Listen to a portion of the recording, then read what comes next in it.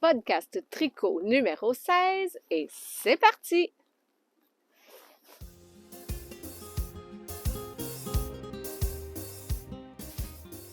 Bonjour tout le monde! Alors pour ceux qui ne me connaissent pas, mon nom est Kezia et je vous retrouve aujourd'hui dans l'enclos de mes femelles pour vous parler tricot. Donc, comme à l'habitude, je vais vous parler de mes projets terminés, des projets en cours et de quelques autres petites choses à suivre. Alors, on est rendu aujourd'hui le 2 février et pourtant, c'est la première fois que je viens vous parler sur YouTube cette année. Donc, pour ceux qui me suivent sur les autres réseaux sociaux, j'ai déjà eu l'occasion de vous souhaiter une bonne année, mais pour tous les autres, eh bien, bonne année, même si on est en février. Je vous souhaite une belle année remplie de bonheur et de tricot.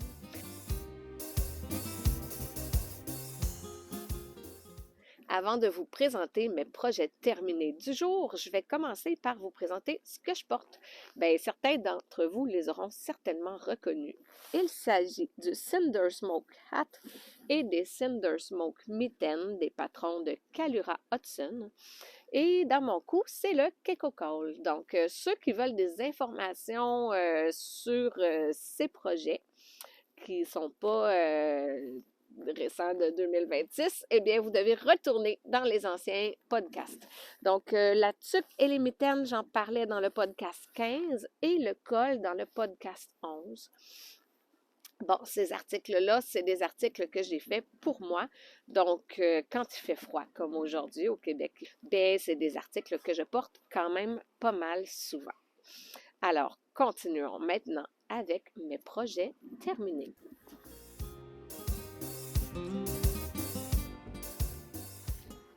Aujourd'hui, j'ai seulement 2 projets terminés au niveau du tricot. Mais bon, j'ai quelques autres choses à vous présenter. Donc, commençons tout de suite en espérant que je puisse rester à l'extérieur parce que là, ça fait 2 ou 3 fois que mes trucs s'envolent. Il y a un petit peu de vent aujourd'hui. Je me suis déplacée à un endroit où je pensais être correct, mais bon, on verra si je réussis à faire tout l'épisode à l'extérieur. Sinon, eh bien, vous verrez l'intérieur de ma maison. Donc, sans plus tarder, parlons du premier projet terminé. C'est le Color Peaks Beanie, un patron de Julia Pirot que j'ai eu la chance de tricoter en test-knit. Donc, je vous montre le mien, qu'est-ce qu'il donne. Vous voyez qu'ici, le rebord est long parce qu'il peut se replier pour faire un rebord double. Comme ceci. Et voilà. Donc, c'est un patron qui est destiné normalement pour être fait avec une fibre de calibre worsted et qui est en anglais au coût de 7,50 € et il y a 4 tailles, donc extra small, junior, adolescent small, médium, adulte régulier ou bien adulte large. Dans mon cas, ce que j'ai fait, c'est qu'à la place d'utiliser une fibre worsted, j'ai pris du fil 100% alpaga de calibre DK que j'ai doublé avec un fil lace qui est du Suri-Soie. Donc, quand j'ai fait l'échantillon, j'arrivais pile poil sur l'échantillon et ça apporte une belle douceur, une belle texture. Là, c'est sûr que vous ne pouvez pas le voir au travers d'un écran, mais lorsqu'on le voit en vrai et qu'on y touche, c'est tellement doux, là, incroyable. Donc, c'était un plaisir à la fois à tricoter, mais ça va être un plaisir à porter pour la personne qui le portera. Donc, j'ai beaucoup aimé ce patron puisqu'il a beaucoup d'options dedans. Donc, on a le choix. On peut faire comme moi j'ai fait, le rebord là, qu'on replie. Bon, là, quand je le tiens dans mes mains, ça ne tient pas très bien. Mais si je l'enfile pour vous montrer, vous allez voir ce que ça donne un petit peu mieux. Je vais l'avoir. Et voilà. Il est quand même un peu long. C'est ce que ça m'a donné en suivant le patron tel quel. Moi, j'aime bien le look un peu long, beanie en arrière, un petit peu replié. Mais si quelqu'un le veut plus petit ici, plus près de la tête, il y a dans la version finale du patron une version qui permet de faire les diminutions plus rapidement sur la couronne parce qu'on part de l'extrémité ici en bas et on monte. Donc, il y a la version comme celle que j'ai tricotée. Je n'ai pas montré le dessus de la tête, là, mais ça fait un beau X comme ça. Ou encore, on peut prendre la version qui offre des diminutions plus rapides pour qu'il soit plus serré sur la tête. Je vous reviens dans quelques secondes, je vais reprendre ma tuque. Il fait beaucoup trop froid pour rester nu-tête. Les mitaines aussi sont un essentiel. Donc, voilà. Je vous disais qu'il y avait plusieurs options. Il y a le rebord qu'on peut changer, la profondeur de la tuque qu'on peut changer, mais aussi le nombre de couleurs. Donc, moi, j'ai fait la version avec les 3 couleurs. J'ai pris un blanc naturel, un noir et un gris naturel aussi. Mais il est possible de le faire avec 3 couleurs, 2 couleurs ou encore de tout simplement le tricoter uni.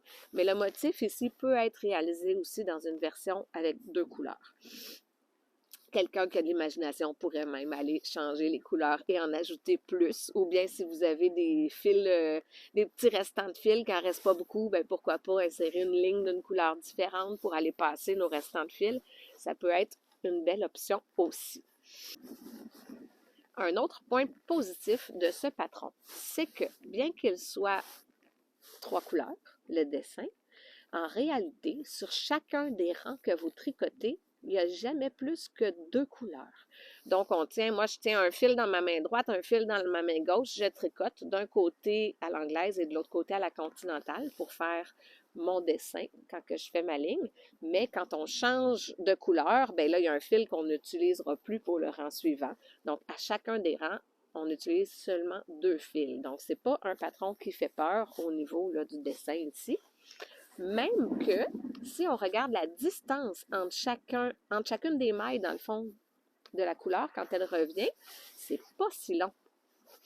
Alors, si je vire mon travail à l'envers, vous allez voir à l'intérieur, les fils flottants sont pas trop longs, ce qui nous permet de continuer à tricoter d'une façon toute simple sans avoir à attraper les fils derrière. Donc, vous voyez, c'est beau aussi en arrière. C'est mieux du bon côté, bien sûr, mais même de ce côté-là, il pourrait être joli. Donc, vous voyez ce que ça donne. C'est sûr qu'il faut faire attention de ne pas trop serrer là, pour qu'après ça, on puisse l'enfiler puis que la taille soit bonne. Mais bon, c'est un petit patron qui offre quand même beaucoup d'options, beaucoup de tailles. Ça, c'est le fun. Quand on achète un patron, mais qui peut servir pour toute la famille, je pourrais la retricoter pour plusieurs personnes de tailles différentes avec le même patron. Ça, c'est toujours bien agréable. Donc, voilà pour le Color Peaks Béni. Mais j'ai oublié de vous dire une autre belle surprise aussi. Quand j'ai reçu le patron final, la designer a ajouté un patron de colle qu'elle offre en cadeau avec le chapeau. Bon, je ne l'ai pas tricoté encore, le col, mais bon, ça reste dans les projets que je vais probablement tricoter bientôt. Je ne sais pas quand, mais ça fait partie des choses que j'aimerais tricoter. Ça pourrait faire un bel agencement, là, la tuque avec le col qui va avec. Donc, c'est à suivre dans les prochains projets.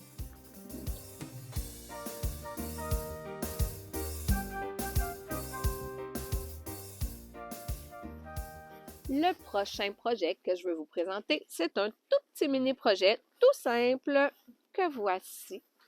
Donc, un petit bandeau. C'est un modèle qui est gratuit sur Ravelry, qui s'appelle tout simplement Headband, donc bandeau en anglais. Et c'est un patron de Francesca Caricato.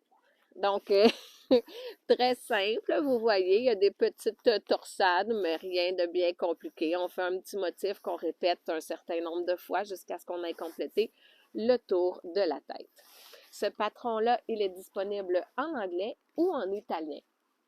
Il se tricote avec des aiguilles US 7 et demande de 60 à 70 mètres de fil de calibre Aran. Donc, ça prend pas grand-chose. Moi, j'ai pris un restant de fibre, 31 grammes. Puis, j'ai tricoter ça assez rapidement. Là, c'est pas long à faire, c'est tout simple. Donc voilà, un petit bandeau qui peut se réaliser avec un petit restant de fibre et le patron est gratuit. Donc, je vous en parle.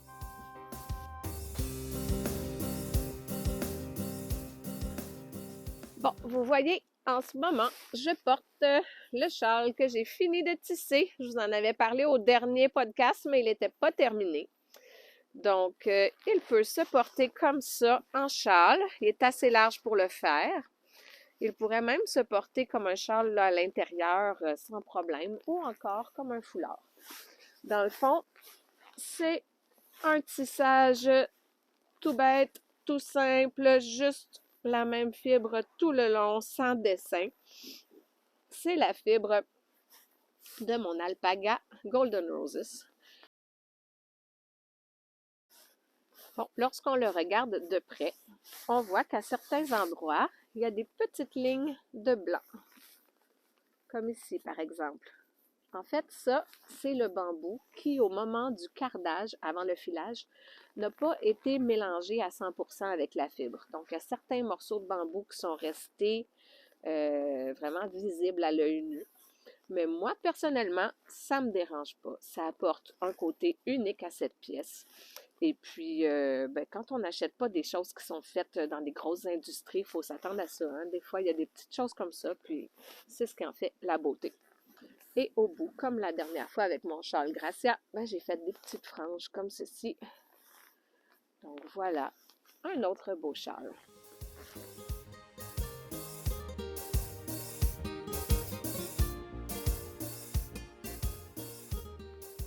Un autre projet terminé qui n'est pas du tricot non plus, c'est cette grosse bobine de fil d'alpaga de chez nous, donc 100% alpaga. Alors voilà, celle-là, j'ai terminé de faire le retord du fil hier soir. Je vais le laisser encore un petit peu sur la bobine. Je vais compléter les autres bobines avec cette même fibre que j'avais déjà toute préparée et cardée. Puis lorsque j'aurai quelques bobines, ben là, je les enlèverai des bobines. Je prendrai le temps de leur donner leur bain, de bloquer mes fils et je vous montrerai le résultat, qu'est-ce que ça donne. Mais bon, pour l'année 2026, il me reste quand même plusieurs toisons que j'ai accumulées avec le temps, que je n'ai pas toutes filées. Donc, je me suis donné comme défi là, de passer un petit peu au travers de ça. Avant la prochaine tonte, c'est sûr que je veux que tout soit prêt à être filé. Si j'en file beaucoup, tant mieux. Mais si ma fibre n'est que préparée, prête à être filée, eh bien, tant mieux, mon objectif sera atteint. Donc, dans les 2 prochaines semaines, je veux trier tout ce qui me reste dans des sacs. Quand je dis trier, c'est que je garde les plus belles parties sur lesquelles j'enlève là, les petits morceaux de foin, les petites graines de sable, les petites choses qui peuvent s'y trouver parce que mes animaux vivent dehors et se roulent par terre. Donc, j'ai enlevé toutes les petites impuretés et gardé la plus belle partie pour produire le fil. Alors que les parties moins belles serviront pour faire du feutrage. Donc là, je fais le tri de tout ça. Puis lorsqu'on rase l'animal, si toutefois il y a des petits morceaux qui sont coupés, mais trop petits, donc plus petits qu'un pouce et qui ne pourraient pas servir ni à filer ni à feutrer, bien là, à ce moment-là, je les enlève de la toison pour pas que lorsque je carde et que je file mon fil, je me retrouve avec des petits motons, des petites bouloches là, qui s'entortillent dans mon fil. Donc, je vais, dans les 2 prochaines semaines, passer quand même beaucoup de temps à l'atelier pour juste tout trier ça. Mais c'est déjà une bonne partie là, qui sera faite pour, après ça, pouvoir continuer à faire des beaux fils et d'autres beaux produits avec tout ceci. Abracadabra et pouf, nous voici maintenant à l'intérieur. En fait, je commençais le podcast dehors avec plein de bonnes intentions en me disant « Oh, je crois que c'est juste -13, qu'il fait pas si froid que ça. Je devrais être bonne pour filmer à l'extérieur. » Mais plus le temps passait, plus il commençait à faire froid, il ventait.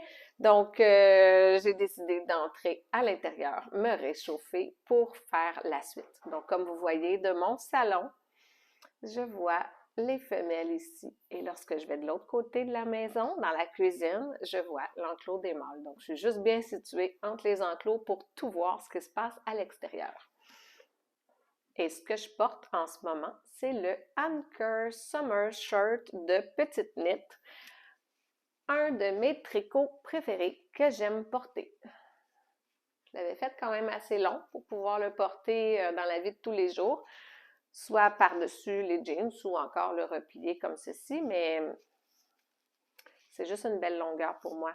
Donc, j'adore ce chandail, j'aime beaucoup le porter. On en était rendu où? On était rendu au projet en cours et je voulais vous parler de mon projet en cours. Je dis mon parce que les autres projets que j'avais commencés, ben en fait, sont restés au même niveau, donc ça ne sert à rien que je vous les représente aujourd'hui. Il y en a seulement un que j'ai commencé depuis le dernier podcast et qui a bien avancé. C'est celui-ci. Donc, je vais me reculer pour que vous puissiez le voir tout au complet. C'est le Confetti Crop Top de Knititude. Ah, comme ça, je crois que la lumière se fait mieux pour que vous puissiez voir un petit peu le dessin de dentelle devant. Ben, en fait, qui fait tout le tour. C'est sûr qu'une fois bloqué, et lorsqu'il sera porté, si je mets par exemple une petite camisole blanche en dessous, on va voir beaucoup mieux le motif de dentelle. Là, je le mets à contre-jour comme ça, là, vous pouvez voir, mais honnêtement, je suis certaine qu'une fois bloqué, le motif va se révéler encore plus beau. Là, on le voit un petit peu, là, mais pas 100%. Bon, ce projet pourrait être fini si je l'avais tricoté comme ce qui est indiqué dans le patron. En fait, il serait terminé parce que, comme son nom le dit bien, c'est un crop top. Donc, si j'avais suivi le patron à partir du dessous du bras jusqu'à 5 pouces et demi, j'en serais rendue à la partie où on fait les petites côtes pour la fin du chandail. Mais bon, vous savez que je n'aime pas montrer mon ventre dans la vie de tous les jours. Donc, j'ai décidé de le faire plus long pour que, comme celui-ci, je puisse le porter tous les jours. Si je l'avais fait court, je l'aurais peut-être porté une fois de temps en temps par-dessus une petite robe, quelque chose comme ça, mais je sais que je l'aurais porté beaucoup moins souvent que si je le fais plus long et que après ça, si je me sens à l'aise, ben je vais le porter bien plus. Le patron est disponible sur Ravelry au coût de 12 $ canadiens. Il est en anglais et il se fait en 6 tailles différentes. Donc, ça part de 32 jusqu'à 54 pouces de buste. C'est sûr qu'au niveau de la quantité de fibres requises, ça va dépendre de la taille qu'on fait. Donc, ça va de 572 mètres jusqu'à 1143 mètres de fil fingering. Bon, moi j'ai pris la taille small, mais avec cette taille, c'est parfait. Je l'ai essayé et puis ça fonctionne parfaitement. Il y a juste la longueur que je vais faire vraiment beaucoup plus longue que ce qui était demandé. Donc, c'est sûr que ça va me prendre plus de fibres que ce que ça disait pour ma taille, mais j'en étais bien consciente et c'est correct. Donc, je me suis pris 2 écheveaux de 100 grammes. Je suis maintenant rendue au deuxième et il me reste encore tout ça. Donc, c'est certain que je vais en avoir assez pour le compléter. Dans le fond, pour tricoter ceci, on part du cou, ici. On va aller tricoter le petit collet, qui n'est pas très large, là, il est quand même assez mince, peut-être environ 1 cm, là, quelque chose comme ça. Et on va faire le yoke ici, qui est tout simple avec des petites augmentations. Après ça, on arrive dans la section où il y a une petite dentelle que l'on répète 2 fois. Donc, c'est un petit motif qui se fait sur 10 mailles et ensuite, ben, on va répéter la même chose plusieurs fois. Moi, ce que j'ai fait, même si c'est une dentelle qui est très, très simple, je suis allée me mettre plusieurs marqueurs de mailles tout au long avec un qui marque la fin du tour, une couleur différente, juste pour m'assurer que je n'ai pas d'erreur. Parce que là, je me suis dit, quand la dentelle est aussi simple, il suffit qu'une fois, à quelque part dans le rang, j'ai oublié ou ajouté une maille pour que tout se décale et ça va être très visible. Ça paraît beaucoup quand il y a une erreur dans des choses là, comme celle-ci. Et je voulais pas que ça m'arrive, puis ça me tentait pas d'être obligée, si je me rends compte à la fin d'un rang que je me suis trompée, de tout détricoter le rang. Donc, par mesure de sécurité, là, pour me rassurer que tout va bien, je me suis mis plusieurs marqueurs de mailles. Donc, à chaque fois que j'arrivais à mon marqueur, puis que je sais que j'ai fini mon motif, ben, je me dis, c'est bon, toute cette section-là était correcte, donc je peux continuer sans me casser la tête. Et si jamais il arrivait que j'arrive à un marqueur de maille, puis qu'il me manque une maille ou il y en a une de trop, ben c'est juste la dernière petite section que je dois vérifier. Je sais qu'elle était là, l'erreur. Si j'ai à détricoter, ben ce sera pas une grosse partie. Donc, c'était ma façon d'avancer dans ça en toute sécurité. Voilà, une fois que cette petite dentelle est faite, on continue et on va aller ensuite séparer les manches. Comme vous voyez, la manche, elle n'est pas longue.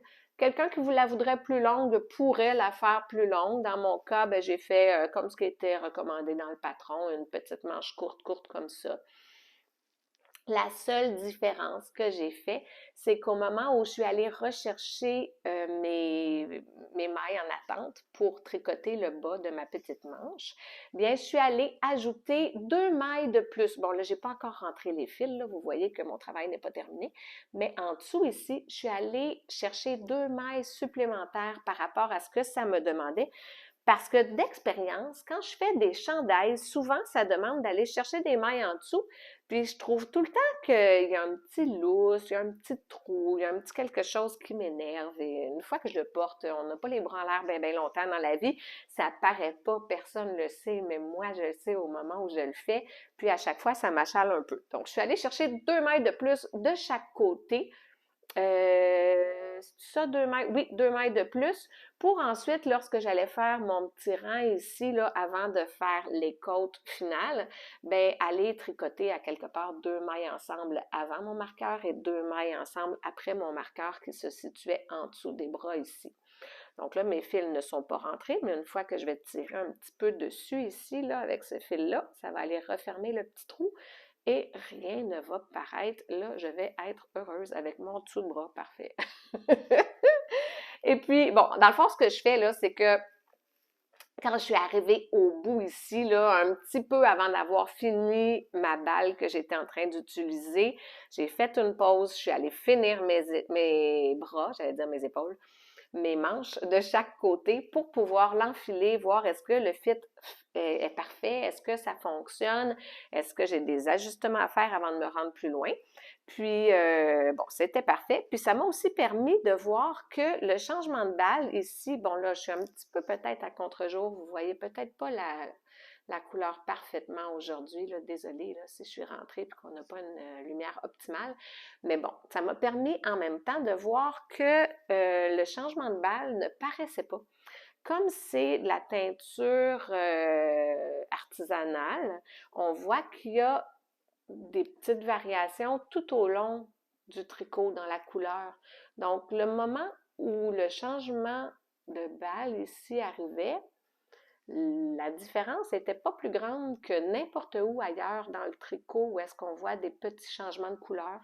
Donc là, après avoir fini ça, après avoir essayé, je me suis dit, je continue mon restant de balle jusqu'au bout. Je ne vais pas alterner les écheveaux parce que la différence ne se voit pas à l'œil, honnêtement. Donc, j'ai continué ensuite avec mon autre balle, puis honnêtement, si je ne regarde pas à l'intérieur où est-ce que j'ai mon changement de fil, puisque mes fils ne sont pas rentrés à l'intérieur, je peux le savoir, mais de l'extérieur, je ne le vois pas du tout. Alors, bon, c'est un projet qui serait terminé si je l'avais tricoté à la longueur recommandée par le patron, parce que ça ressemblerait environ à ce qu'on a en ce moment. Mais comme je veux l'avoir plus long, je le continue et ça donne bien. Cette semaine, j'ai 2 événements où je vais me rencontrer, où je vais me rencontrer. Je me rencontre tous les jours dans mon miroir. Mais j'ai 2 événements cette semaine où je vais rencontrer des tricoteuses et puis on va tricoter ensemble.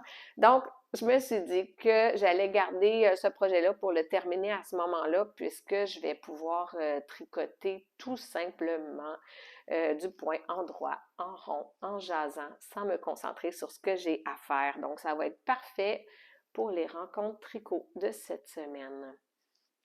Voilà ce qui était du confetti crop top de Knitatude et je pense bien le terminer d'ici le week-end qui s'en vient. Ensuite, je le bloquerai et je prendrai des photos pour vous montrer ça. Au prochain podcast, bien, je vais pouvoir vous le présenter terminé, c'est certain, parce qu'il n'en reste pas beaucoup. C'est sûr que je finis ça très bientôt.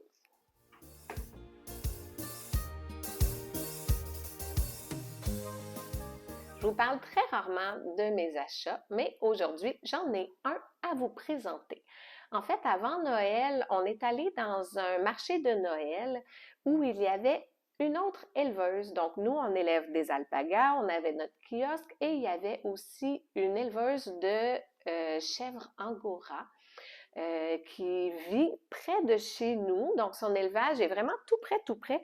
Et j'ai eu envie de l'encourager, de prendre un de ses écheveaux et aussi éventuellement de faire peut-être un petit projet qui allait mélanger la fibre de mes animaux avec un peu de ses animaux à elle.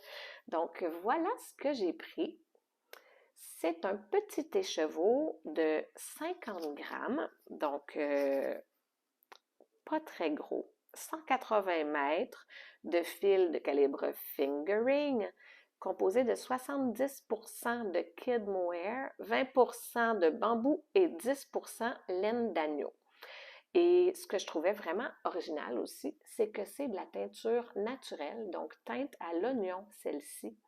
Je trouvais ça bien, bien le fun. J'avais déjà fait quelques tentatives de teinture naturelle avec de l'avocat, mais avec de l'oignon, j'avais jamais essayé. Et puis, le résultat est beau, hein? Un beau jaune.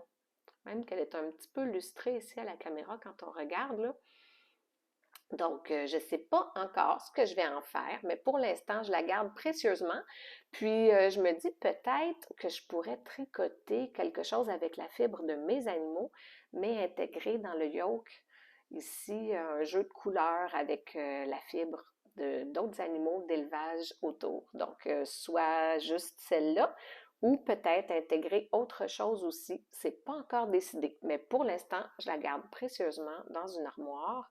Et si jamais vous avez des idées de projets que je pourrais faire avec ceci, considérant que j'en ai juste 50 grammes, là, c'est pas une grosse quantité, donc probablement pour un dessin, je sais pas, quelque chose avec des couleurs. Ça pourrait être très beau. Moi, je fais ça parce que j'imagine un chandail avec des couleurs ici qui ressortent différentes de la couleur de fond du chandail. Mais peut-être que je vais faire tout à fait autre chose. Puis si vous avez des idées, bien, écrivez-moi-les en commentaire. Ça va me faire plaisir de les lire puis d'aller voir vos idées. Bon, pour 2026, comme plusieurs d'entre vous, j'ai beaucoup d'envie tricot, j'ai plein de projets dont j'ai envie. Je regarde sur les réseaux sociaux, je regarde sur Ravelry, sur Instagram et je vois tous les jours des beaux projets qui me font de l'œil. Bon, lesquels je vais faire, je sais pas encore. Honnêtement, cette année, je n'ai pas fait de Make Mine, j'ai pas choisi d'avance. J'ai une liste, là, la queue de Ravelry des projets que j'ai mis. Mais en fait, c'est plus pour ne pas oublier ces projets-là. Des fois, je vois un projet et je me dis, ah oui, j'aimerais bien le tricoter, je le mets dedans pour ne pas l'oublier. Mais ça veut pas dire que je m'en tiens à cette liste-là, là. Pour de vrai, je change d'idée quand même assez souvent. Puis souvent, je finis par choisir mon projet au moment où je le commence. Donc, on verra bien qu'est-ce que je vais tricoter. Mais je me dis que peut-être il faudrait que j'arrête de regarder les nouveaux patrons disponibles et que j'aille plutôt dans le sens inverse. Dans le sens où si je regarde la fibre que j'ai et que là, je me dis, bon, j'ai tant de grammes ou tant de mètres de telle fibre, qu'est-ce que je pourrais faire avec celle-ci? Donc, aller plutôt à l'inverse. À la place de chercher le projet et ensuite de voir si j'ai la fibre pour le faire, je devrais partir de la fibre que j'ai pour choisir le projet. Bon, OK, est-ce que je vais vraiment le faire? Je ne sais pas, mais l'idée est bonne. C'est les intentions qui comptent. Bon, c'est bien beau tout ça. C'est le fun à dire, c'est tout simple à dire. Mais des fois, il y a quand même des patrons qu'on regarde et puis ça donne envie de les faire. Si j'ai envie de les faire, je les ferai. Je m'arrêterai pas à ça, mais j'aimerais quand même partir beaucoup de la fibre que j'ai et essayer de trouver des patrons qui vont la mettre en valeur, tout simplement, pour la tricoter, faire des beaux projets. Bon, alors après cette petite pause à l'intérieur, me voici de retour à l'extérieur, mais cette fois-ci avec mes vêtements de grange parce que, c'est l'heure déjà du souper. Hein, qu'est-ce que t'en penses, toi? Donc, à chaque fin de journée, comme à chaque matin, je dois venir nettoyer, nourrir, donner du foin, apporter de l'eau du côté des mâles, à la chaudière. Donc, c'est plusieurs petites tâches que j'ai à faire.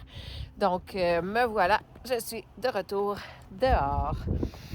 Et des petites nouvelles, vous voyez que tout le monde va bien. Là, je viens de remettre du foin, donc c'est sûr que c'est intéressant. Il y en a plusieurs qui sont là. Et la petite Tati, elle me joue des tours. Elle est en arrière de moi, puis elle mange mon linge. Ça doit être meilleur que du foin. Et vous voyez derrière, juste là, le petit Pisco qui bientôt va déménager du côté des grands garçons. Donc, plus quelques jours encore avec sa maman et ensuite, il va être transféré du côté des garçons.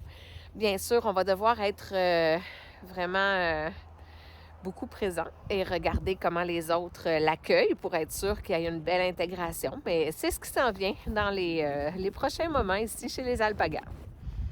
Derrière moi ici, vous voyez Opal. C'est la seule de nos alpagas qui a besoin d'un petit manteau par temps de grand froid parce qu'elle a la fibre moins épaisse et moins longue que ses copines. Ça y est, toutes les petites tâches sont accomplies. Le soleil commence à descendre pour aller se coucher. Et c'est dans l'enclos des garçons que ça se termine pour aujourd'hui. Avant de vous quitter, il me reste ma petite question du jour. Alors, j'aimerais savoir, lorsque vous choisissez votre projet, votre prochain tricot, est-ce que vous choisissez le patron en fonction de la fibre que vous avez? Ou si, au contraire, vous avez un patron coup de cœur que vous choisissez et vous allez ensuite aller chercher votre fibre pour le réaliser. Alors, je vais essayer de vous revenir plus rapidement cette fois-ci. Si je suis capable de vous filmer un petit podcast dans un mois, ça ferait bien mon affaire. Donc, sur ce, je vous souhaite bon tricot, bonne journée, bon mois de février et à bientôt. Ciao!